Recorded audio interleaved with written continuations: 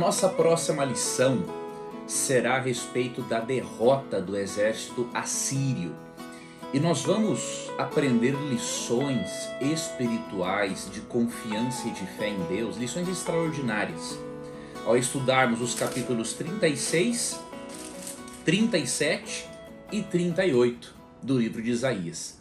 Então esses serão os capítulos que estudaremos na lição desta semana, não é, do nosso guia de estudos da Escola Sabatina. Eu sei que muitos amigos, internautas, irmãos evangélicos têm o seu guia de estudos chamado de Escola Dominical. Nós temos a Escola Sabatina porque a nossa principal escola de estudo da Bíblia é no sábado, no dia que nós mais adoramos a Deus. Mas você que faz parte da Escola Dominical pode também acompanhar esse estudo se você quiser, e se esse guia de estudos lhe interessar, você pode tê-lo com a editora Casa Publicadora Brasileira, tá bom? O site é C de casa, P de Paulo, B de bola, cpb.com.br. E nesse trimestre estamos estudando sobre o livro de Isaías. Bom, nesta próxima semana, o nosso estudo será então sobre a derrota dos assírios por uma intervenção sobrenatural e direta de Deus. Mas antes de vermos como foi essa derrota, precisamos analisar o contexto no qual essa derrota assíria aconteceu e o que ela pode transmitir de lições para nós. Vou ler para você alguns versos do capítulo 36, do capítulo 37 e do capítulo 38, tá bom? E aí vamos tirar essas lições. Vamos começar aqui em Isaías, capítulo 36, versículo 1.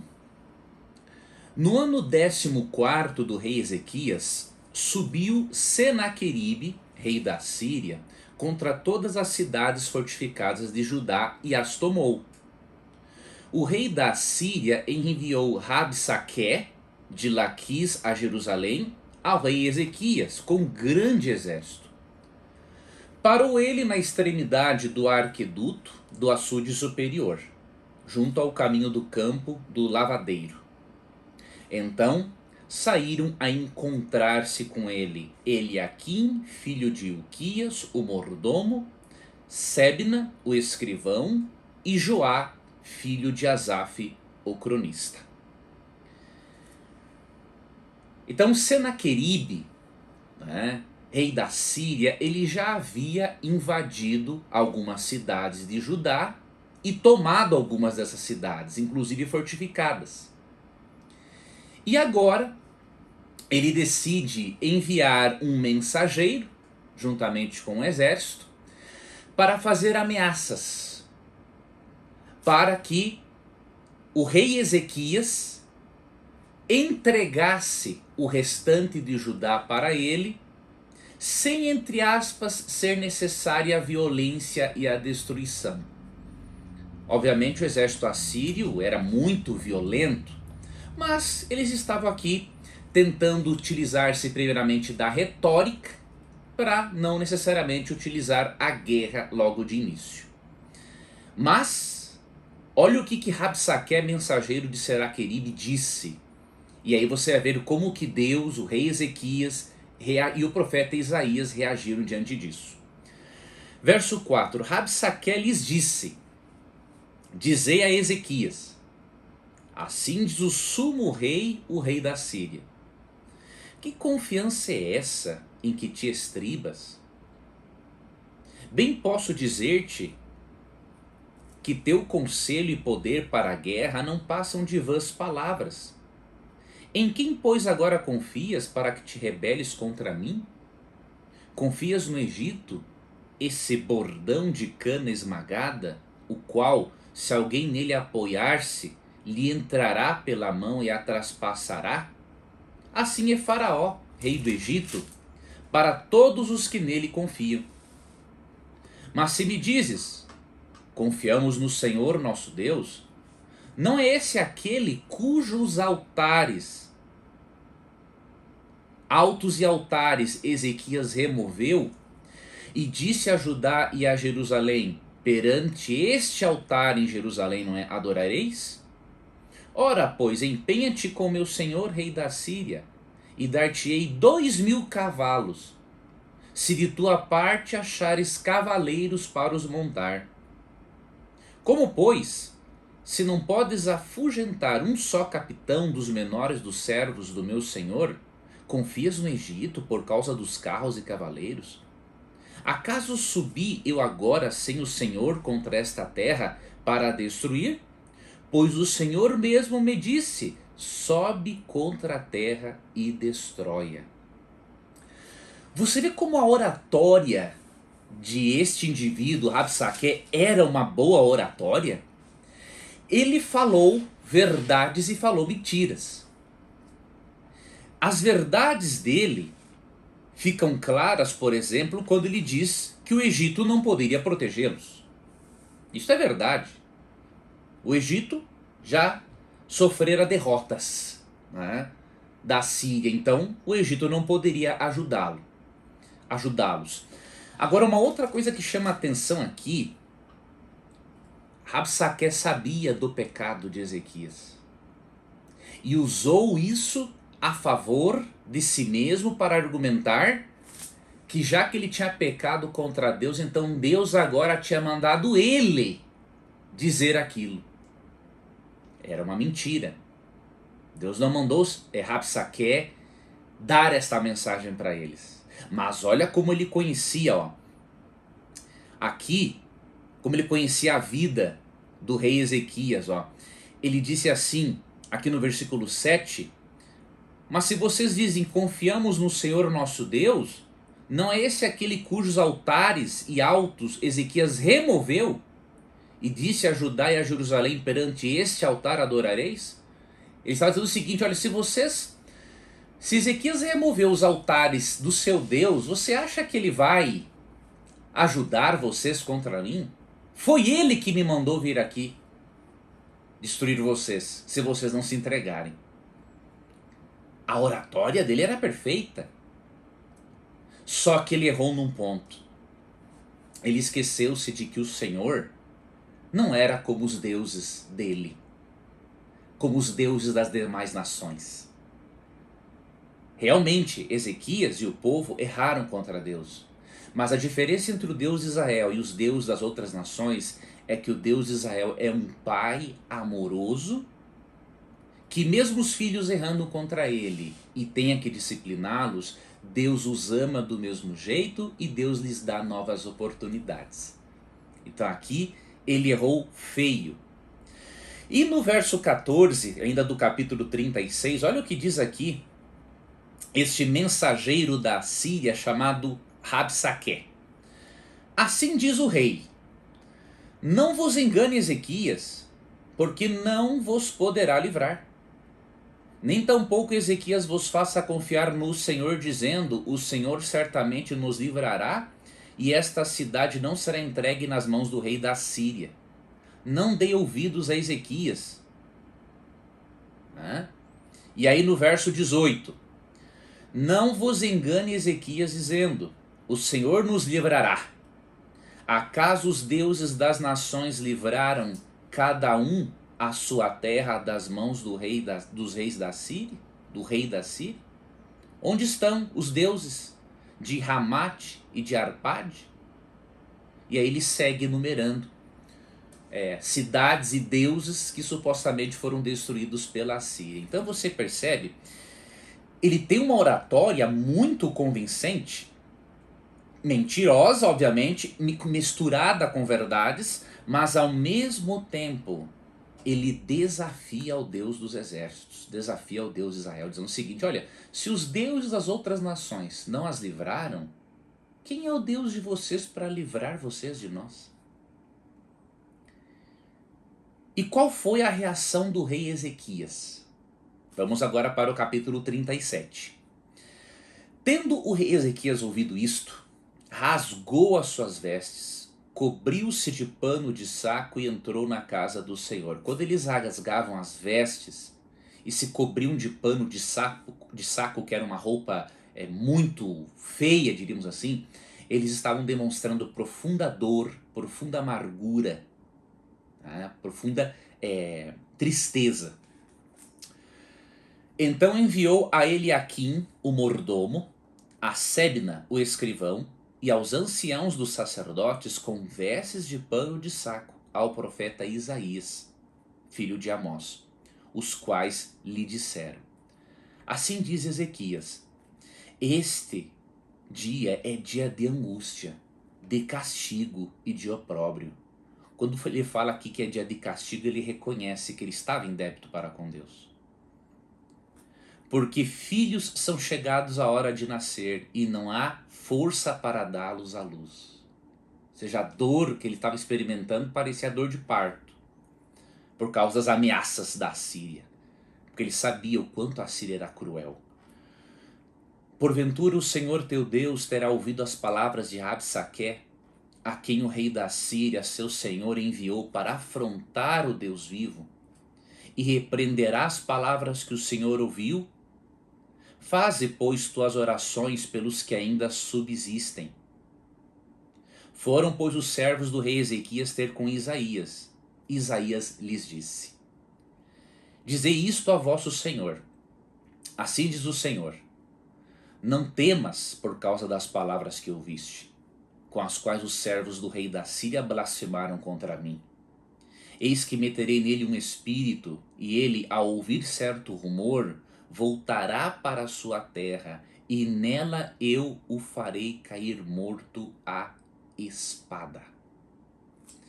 Deus aqui prometeu para ele que, apesar dessas grandes ameaças e insultos, Deus iria proteger o seu povo da Assíria.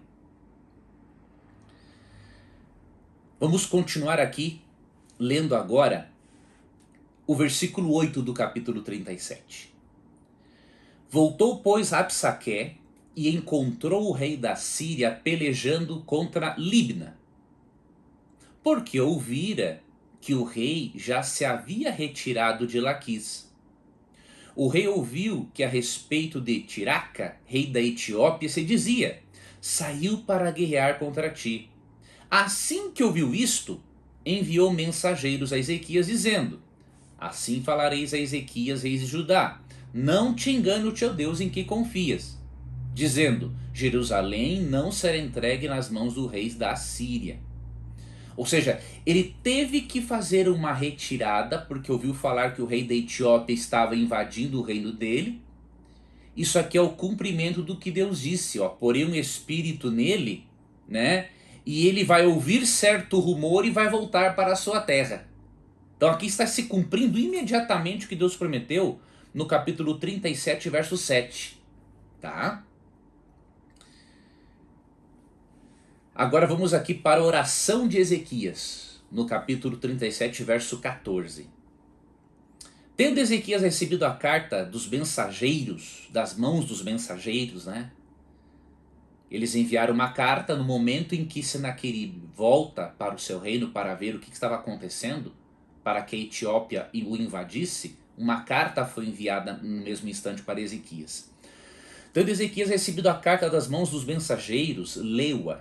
Então subiu à casa do Senhor, estendeu-a perante o Senhor e orou ao Senhor, dizendo: ó Senhor dos exércitos, Deus de Israel, que estás entronizado acima dos querubins, tu somente és o Deus de todos os reinos da terra. Tu fizeste os céus e a terra. Inclina, ó Senhor, os ouvidos e ouve. Abre, Senhor, os olhos e vê.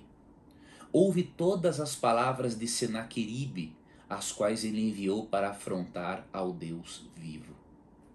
Verdade é, Senhor, que os reis da Síria assolaram todos os países e suas terras, e lançaram no fogo os deuses deles, porque deuses não eram, senão obras de mãos de homens, madeira e pedra. Por isso os destruíram. Agora, pois, ó Senhor nosso Deus, livra-nos das suas mãos, para que todos os reinos da terra saibam que só tu és o Senhor. Aqui, Ezequias faz uma oração de fé, de confiança, de humildade, de arrependimento diante de Deus. E aqui ele reconhece que Deus é o único Deus verdadeiro. Nós percebemos na história do rei Ezequias que houve uma mistura de preparo humano e de fé. Em 2 Crônicas 32, 1 a 8, nós vemos que ele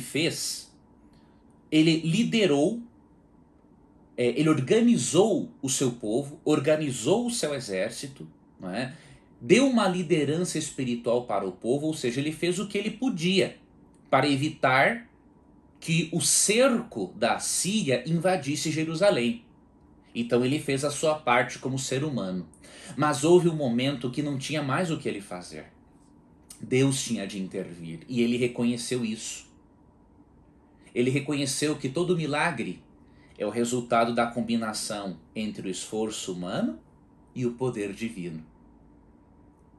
E aí, quando ele vê que aquilo que ele fez foi correto, mas agora ultrapassava a capacidade dele de resolver aquele problema, ele entrega a Deus a situação.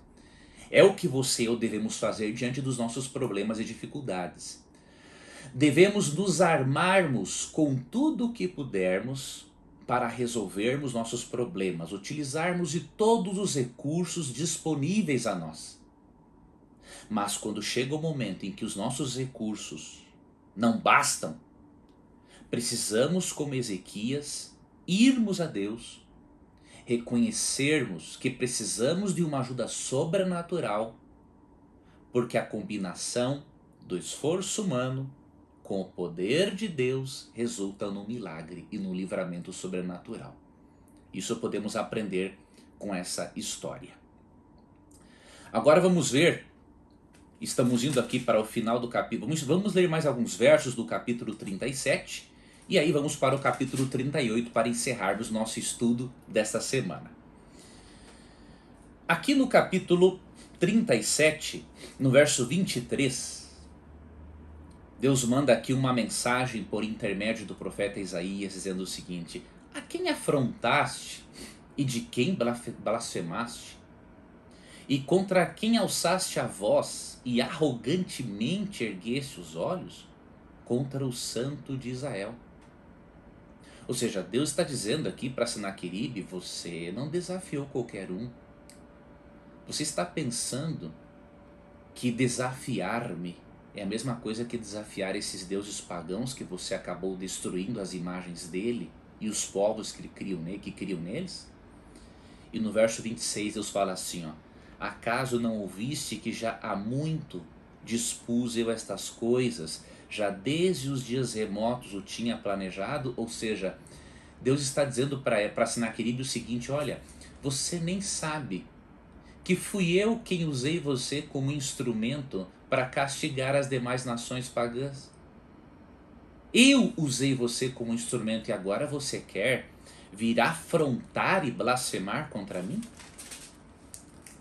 E aí no verso 28, mas eu conheço o teu assentar, ou seja, Deus sabia de tudo sobre Senaqueribe e sabe de tudo sobre qualquer ser humano. Conhece o nosso assentar, o nosso deitar e o nosso levantar. Conheço o teu assentar e o teu sair, e o teu entrar, e o teu furor contra mim. Por causa do teu furor contra mim, e porque tua arrogância subiu até os meus ouvidos, eis que porei o meu anzol no teu nariz, e o meu freio na tua boca, e te farei voltar pelo caminho por onde vieste. E aí, versículo 33... pelo que assim diz o Senhor acerca do rei da Síria: não entrará nesta cidade, nem lançará nela flecha alguma. Não virá perante ela com escudo, nem há de levantar tranqueiras contra ela. Pelo caminho por onde vier, por esse voltará. Mas nesta cidade não entrará, diz o Senhor, porque eu defenderei esta cidade para a livrar, por amor de mim e por amor do meu servo Davi. E sabe o que Deus fez? Aqui entrou a ação sobrenatural de Deus para livrar Ezequias. Porque Ezequias não tinha um exército capaz de enfrentar o rei da Síria, mas ele tinha um Deus capaz de enfrentar qualquer coisa. E olha o que diz o verso 36 do capítulo 37. Então saiu o anjo do Senhor e feriu no arraial dos assírios a 185.000. Um único anjo de Deus matou 185.000 perversos soldados assírios. Se um anjo é capaz de eliminar 185.000 perversos assírios, você acha que o anjo de Deus não pode proteger a você contra qualquer ser humano? E quando se levantaram os restantes pela manhã, eis que todos estes eram cadáveres. Retirou-se, pois, Senaqueribe, rei da Síria, e se foi. Voltou e ficou em Nínive. Ou seja, tudo que Deus falou aconteceu. Olha, você vai voltar pelo mesmo caminho que você veio. Ou seja, Senaqueribe não viu outra alternativa. Se o Deus deles matou 185.000 soldados meus, ele vai acabar com todo mundo. E ele voltou. E outra coisa que Deus profetizou aconteceu, verso 38. Sucedeu que, estando ele a adorar na casa de Nisroque, seu Deus, Adrameleque e Sarezer, seus filhos, o feriram a espada e fugiram para a terra de Ararat. E Esar-Adom, seu filho, reinou no seu lugar. Ou seja, se foi o machão que blasfemava contra Deus, que disse que ia pintar, bordar, destruir e acabar com tudo. Você vê o resultado aqui, o reflexo de adorar deuses criados por seres humanos? Para os filhos terem matado o próprio Senaqueribe era porque ele era muito ruim. E nós somos transformados à imagem do que contemplamos. Você pode ter certeza que Senaqueribe parecia em maldade. Ele foi transformado à imagem do Deus que ele adorava, Nisroque. Essa é uma lei espiritual. Somos transformados à imagem daquilo que nós mais contemplamos e adoramos. E para ele ser morto pelos próprios filhos, ele tinha que ser muito ruim, muito mal. E já o capítulo 38, nós vemos aqui que Ezequias desenvolve uma doença mortal e mais uma vez Deus age sobrenaturalmente, mas também com recursos médicos da época para poder curar Ezequias. E vamos aprender aqui uma lição muito preciosa, tanto sobre saúde, oração, e vamos aprender neste capítulo 38 algo muito importante sobre o que acontece com a pessoa quando morre. Então veja a quantidade de assuntos e temas que nós podemos aprender e aplicar às nossas vidas desde o capítulo 36 até o capítulo 38 de Isaías. Então vamos para o capítulo 38. Ele recebe a notícia de uma doença, e Deus disse para ele, né, que ele deveria pôr em ordem a casa dele, porque ele iria morrer e não viver. E Ezequias, com esta notícia, ele ficou tão triste, e ele orou a Deus, e pediu a Deus que o curasse, pediu a Deus que lembrasse o quanto ele foi fiel, e ele chorou muitíssimo. E aí Deus disse assim, por intermédio do profeta Isaías, não é? Olha, eu vi as tuas lágrimas, e eu vou acrescentar 15 anos à sua vida. Ou seja, Deus decidiu aumentar o tempo de vida dele por esta oração. Veja o poder de uma oração. Deus não muda os seus conceitos. Eles são imutáveis. Deus é imutável em seus conceitos, né? Como lemos em Tiago 1,17, Hebreus 13,8, Malaquias 3,6. Mas Deus muda a forma de lidar com o pecador. Que Deus maravilhoso nós temos, não é?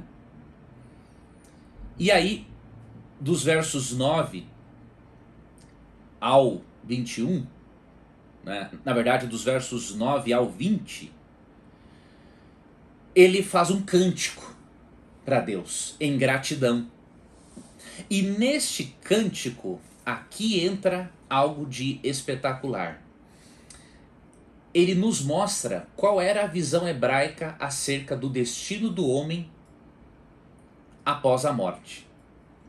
Mas antes, deixa eu falar para você sobre a cura. Ele, para ser curado, aqui no versículo 21, vou adiantar aqui no versículo 21. Ora, Isaías dissera: tome-se uma passa de figos e ponha-se como emplasto sobre a úlcera, e ele recuperará a saúde.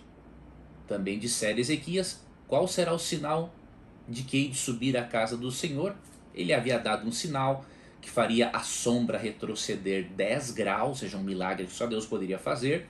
Isso está no capítulo 39, não vou entrar neste capítulo agora, tá? Mas veja, Deus se utilizou para fazer o milagre de um recurso médico natural da época, né? Um emplasto de figos sobre a úlcera, que era mortal. Então Deus pode curar alguém de forma sobrenatural, sem o uso de nenhum recurso, ou ele pode curar alguém de uma forma também sobrenatural, porque na verdade toda a cura vem de Deus. Né? É Deus quem faz com que os princípios ativos de um medicamento, seja alopático ou fitoterápico, reajam no nosso organismo. Deus é responsável por toda a cura. Mas ele pode curar sem esses recursos ou com esses recursos. E no caso de Ezequias, ele curou com esses recursos. E aí no cântico de Ezequias, para finalizarmos o estudo, nós aprendemos como que os hebreus viam a morte. Você sabe que a maioria dos cristãos pensa que existe um estado de consciência após a morte. Só que a Bíblia ensina diferente. E na sua oração, Ezequias expressou esta compreensão. E nesta oração, Deus não fez questão de corrigir Ezequias quanto a isso, porque Ezequias estava certo em relação a isso. Aqui, no versículo 18, em diante é dito o seguinte: a sepultura não te pode louvar, né? Por isso que ele pede para Deus resgatar a vida dele, né? E Deus resgata. A sepultura não te pode louvar, nem a morte glorificar-te. Não esperam em tua fidelidade os que descem a cova. Ou seja, se a pessoa morresse e fosse para um lugar intermediário, aguardar a ressurreição, ela estaria esperando pela fidelidade de Deus em cumprir a promessa de ressuscitá-la, não é? Mas a Bíblia diz que os mortos não esperam pela fidelidade de Deus. Porque, de acordo com Eclesiastes 9, versos 5, 6 e 10, eles estão inconscientes. Verso 19: os vivos, somente os vivos, esses te louvam como hoje eu o faço. Se a pessoa estivesse em um lugar intermediário, ou no próprio céu, ou em um mundo espiritual, com certeza uma das coisas que ela mais faria seria louvar a Deus, elogiá-lo por ter levado esta pessoa para um lugar melhor. Mas a Bíblia diz que os mortos não louvam a Deus, só os vivos fazem isso. Este pensamento do rei Ezequias, escrito por Isaías, é o mesmo pensamento de Davi. No Salmo 115, verso 17, Davi disse o seguinte: os mortos não louvam o Senhor, nem os que descem à região do silêncio. Então ele disse que os mortos não louvam o Senhor, por quê? Porque obviamente estão na região do silêncio. E para finalizar, além de aprendermos isso, o verso 20 nos ensina algo de muito precioso. A gratidão e o louvor devem ser constantes em nossa vida. O Senhor veio salvar-me, pelo que, tangendo os instrumentos de cordas, nós o louvaremos todos os dias de nossa vida na casa do Senhor. Louvor e gratidão são remédios contra a amargura. Louvor e gratidão são remédios contra o negativismo. Louvor e gratidão são remédios contra a vitimização. Louvor e gratidão são antídotos contra o fracasso. Entre todas essas lições que podemos aprender, confie em Deus, creia no poder dele, vá até ele, seja grato, louve-o e não tema o homem, não tema nem os demônios, porque aquele que está com você é maior que todos aqueles que estão contra. Te agradeço por ter acompanhado a lição desta semana. Se você tiver alguma dúvida sobre a lição, eu gostaria que você escrevesse aqui nos comentários, porque a partir de agora eu também vou gravar um vídeo, mais curto obviamente, respondendo algumas dúvidas da lição que nós estudamos. Tá? Se você tem alguma dúvida, alguma coisa da lição que você não entendeu muito bem, pode escrever aqui nos comentários, eu vou selecionar algumas das principais perguntas e responderei num próximo vídeo, tá bom? Lembre-se da dica que eu lhe dei. Quando você for estudar o guia de estudos, né, pode ser na sexta-noite, sábado à tarde ou num domingo pela manhã, não importa. Estude toda a semana de uma vez só, ok? Não esqueça de sublinhar, anotar na lição certas coisas, seus insights, anotar na própria Bíblia.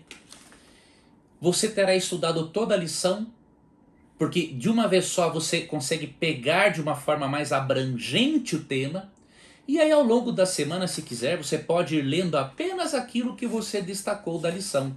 E ao chegar no momento em que você vai participar da igreja, como aluno ou como professor, você vai estar com o principal do conteúdo na sua mente. Tá? Então não esqueça-se dessa dica, ela é muito valiosa, ela me ajudou muito, aprendi isso lendo, né, uma dica. Essa é uma dica, na verdade, que eu li em um dos livros de Ellen White.